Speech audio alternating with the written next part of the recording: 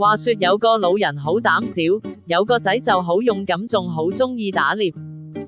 有次老人發夢見個仔被獅子咬死，嚇到瀨尿，於是起咗間懸浮靚屋，鎖個仔入去保護佢。為咗氹個仔開心，仲特登喺牆畫滿動物，包括隻大獅子。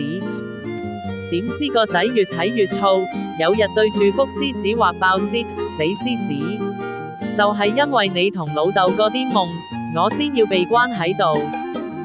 跟住一拳打落牆度，諗住打低隻畫獅子，點知有根刺吉入指甲，發炎發燒，最後就咁玩完。所以話呢，過度保護有時仲大鑊過放養，逃避問題反而會製造更大問題。最諷刺係打死人嘅唔係真獅子，係幅畫。記住啦各位，與其諗點樣避開困難，不如教點樣面對困難。否則就好似呢個老人咁，整間安全屋反而變成仔仔嘅墳墓，仲要係為咗幅畫入面嘅假獅子啊！